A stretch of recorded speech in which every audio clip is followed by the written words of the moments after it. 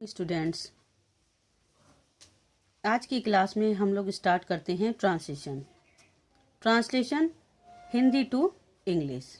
इसकी शुरुआत हम लोग टेंस यानी कि काल से करते हैं। टेंस को हिंदी में कहते हैं काल। टेंस 3 प्रकार के होते हैं: present tense, past tense, future tense. Present tense वर्तमान काल, पास्ट टेंस भूतकाल, फ्यूचर टेंस भविष्य काल। प्रत्येक टेंस के चार फॉर्म्स यानी रूप होते हैं: indefinite tense, continuous tense, perfect tense, perfect continuous tense. Indefinite tense यानी अनिश्चित काल, कॉन्टिन्यूअस टेंस अपूर्ण काल, परफेक्ट टेंस पूर्ण काल, परफेक्ट कॉन्टिन्यूअस टेंस लगातार पूर्ण काल।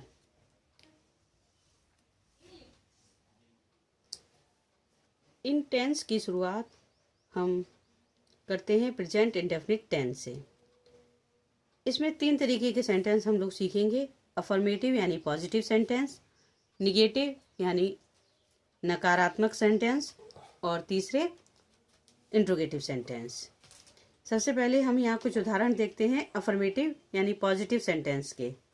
आप लोग ध्यान से देखिएगा। मैं चाय पीता हूँ, आई टेक टी। वे हॉकी खेलते हैं, दे प्ले हॉकी। वह सोता है, ही स्लीप्स। मीरा स्कूल जाती है, मीरा गोज टू स्कूल। कुत्ते भौंका करते हैं, डॉग्स बार्क। बच्चे रोया करते हैं, children weep.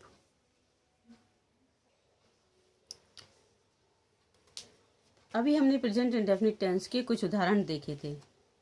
Present indefinite tense में 2 बातें प्रकट होती हैं। ये टेंस जो है वो 2 बातें प्रकट करता है। पहली, वर्तमान में किसी काम का होना यानी कि प्रेजेंट एक्शन, जैसा कि हमने सेंटेंस नंबर 1, 2, 3 और 4 में देखा था। और दूसरी बात है वर्तमान काल में किसी मनुष्य, पशु या पक्षी की आदत यानी हैबिचुअल एक्शन, जैसे कि हमने वाक्य 5 और 6 में देखा। इन वाक्यों की पहचान ये होती है, अगर हम इन हिंदी वाक्यों को देखते हैं तो हमें पता चलता है कि इन वाक्यों में क्रिया के अंत में ता है, ती है, ताहूं, ते है आदि शब्द आते हैं। ये प्रेजेंट इंडेफिनिट टेंस की पहचान होती है। अब हम देखते हैं प्रेजेंट इंडेफिनिट टेंस के वाक्य को बनाने के नियम। इसमें मैंने देखिए ए और बी 2 नियम आपको बताए हैं। पहला, यदि वाक्य में दिया गया सब्जेक्ट आई, वी, यू, दे या प्लूरल नाउन हो तो ऐसे सब्जेक्ट के साथ हम वर्ब की फर्स्ट फॉर्म का प्रयोग करते हैं। और यदि वाक्य में दिया गया सब्जेक्ट ही, शी, इट या सिंगुलर नाउन हो तो वर्ब की फर्स्ट फॉर्म के अंत में एस या ईएस लगाकर प्रयोग करते हैं। इन वाक्यों में है, हैं, हो या हूं के लिए इज, आर, एम का प्रयोग नहीं किया जाता है। एक बार फिर हम इन अफर्मेटिव सेंटेंस के उदाहरण को देखते हैं। जैसा मैंने आपको बताया था कि इन वाक्यों में या तो वर्तमान में किसी कार्य का होना पाया जाता है या किसी मनुष्य, पक्षी या पशु की आदत प्रकट होती है। तो देखिए, स्टार्टिंग के फर्स्ट, सेकंड, थर्ड और फोर्थ सेंटेंस में हम वर्तमान में होने वाले कार्य का जिक्र करते हैं। मैं चाय पीता हूँ, वे हॉकी खेलते हैं, वह सोता है, मीरा स्कूल जाती है। और सेंटेंस नंबर 5 और 6 में हम देखते हैं कि इसमें हैबिचुअल एक्शन का जिक्र किया गया है, जैसे कुत्ते भौंका करते हैं, बच्चे रोया करते हैं। इन सेंटेंस की मैंने आपको पहचान बताई थी कि इन सभी वाक्यों के अंत में ता है, ती है, ते है आदि शब्द आते हैं। जैसे मैं चाय पीता हूँ, ता हूँ। वे हॉकी खेलते हैं, वह सोता है, मीरा स्कूल जाती है, कुत्ते भौंका करते हैं, बच्चे रोया करते हैं। इन वाक्यों में हूँ, है या हैं के लिए इज, आर, एम का प्रयोग नहीं करते हैं। इनको जब हम ट्रांसलेट करते हैं तो इन वाक्यों में वर्ब की फर्स्ट फॉर्म का प्रयोग होता है या फिर फर्स्ट फॉर्म के साथ हम एस या ईएस जोड़ते हैं। जैसा मैंने आपको बताया था कि यदि सब्जेक्ट आई, वी, यू, दे या प्लूरल नाउन होता है तो हम फर्स्ट फॉर्म का प्रयोग करते हैं। जैसा कि उदाहरण हम देखते हैं, जो फर्स्ट एग्जाम्पल है उसमें मैं चाय पीता हूँ, इसमें सब्जेक्ट हमारा मैं यानी आई है। तो ऐसे वाक्यों में हम केवल फर्स्ट फॉर्म का, वर्ब की फर्स्ट फॉर्म का ही प्रयोग करेंगे। मैं चाय पीता हूँ, आई टेक टी, इसमें एम का, इज का या आर का प्रयोग नहीं किया जाएगा। वे हॉकी खेलते हैं, यहाँ सब्जेक्ट हमारा वे यानी कि दे है, इसीलिए खेलते, दे प्ले हॉकी। इस तरीके से हम इस सेंटेंस को बनाएंगे। वह सोता है, इस सेंटेंस में, थर्ड सेंटेंस में हमारा सब्जेक्ट है वह, ही, और जब सब्जेक्ट हमारा ही, शी, इट या सिंगुलर नाउन होता है तो हम वर्ब में एस या ईएस जोड़ते हैं। तो ही स्लीप की जगह हमें इसमें एस जोड़ना है, ही स्लीप्स। मीरा स्कूल जाती है, मीरा सिंगुलर नाउन है, इसीलिए जाने जो गो है क्रिया उसमें हम ईएस का जोड़कर प्रयोग करेंगे। Meera goes to school. कुत्ते भौंका करते हैं, डॉग्स प्लूरल नाउन है और इसीलिए यहाँ पर वर्ब की फर्स्ट फॉर्म का प्रयोग होगा, डॉग्स बार्क। बच्चे रोया करते हैं, चिल्ड्रन वीप। तो इस तरीके से हमने देखा कि किस तरीके से हम अफर्मेटिव सेंटेंस को हिंदी से अंग्रेजी में ट्रांसलेट करते हैं। अब हम देखते हैं निगेटिव सेंटेंस। वो वाक्य जिनमें नहीं शब्द का प्रयोग होता है निगेटिव सेंटेंस कहलाते हैं। मैं, अब कुछ उदाहरण हम देखते हैं। मैं हॉकी नहीं खेलता हूँ, I do not play hockey.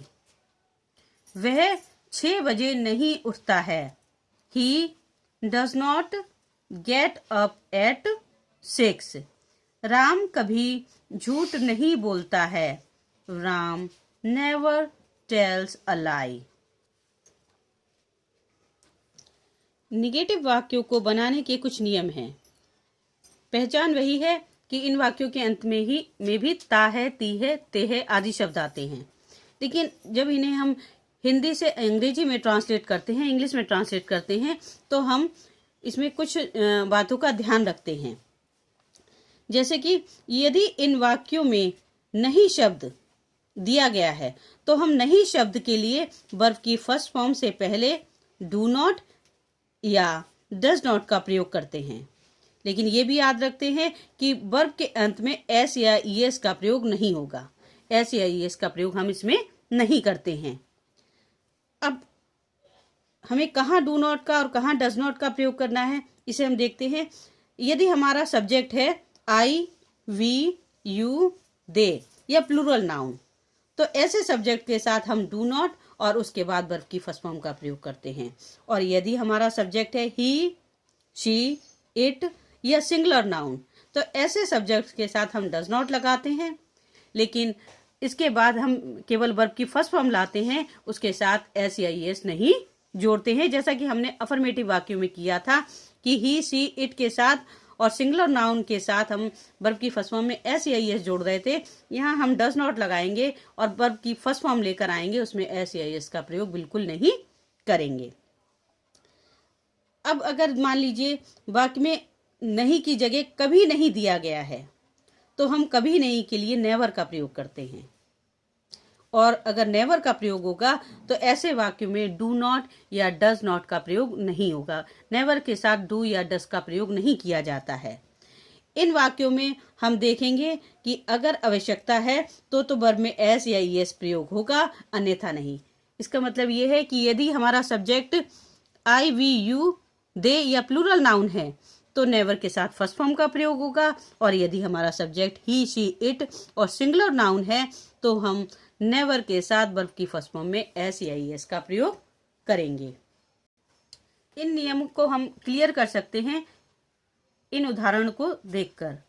देखिए, पहला उदाहरण है मैं हॉकी नहीं खेलता हूँ। इस वाक्य में नहीं का प्रयोग है, ठीक है, और वाक्य के अंत में ता हूँ दिया गया है, तो ये प्रेजेंट इंडेफिनिट सेंटेंस का वाक्य है। ऐसे वाक्यों में नहीं यानी निगेटिव वाले वाक्यों में हम नहीं के लिए डू नॉट का प्रयोग करेंगे। आई के साथ मैंने आपको बताया था आई, वी, यू, दे, और प्लूरल नाउन के साथ हम डू नॉट का प्रयोग करते हैं। आई डू नॉट और उसके बाद वर्ब की फर्स्ट फॉर्म का प्रयोग करते हैं। I do not play hockey. दूसरा सेंटेंस हम देखते हैं, वह 6 बजे नहीं उठता है। इसमें भी नहीं शब्द का प्रयोग हुआ है और वाक्य के अंत में ता है दिया गया है। इससे क्लियर है कि ये वाक्य भी प्रेजेंट इंडेफिनिट टेंस का वाक्य है। देखिए यहाँ पर सब्जेक्ट है वह यानी ही, शी, इट और सिंगुलर नाउन के साथ हम डज नॉट का प्रयोग करते हैं।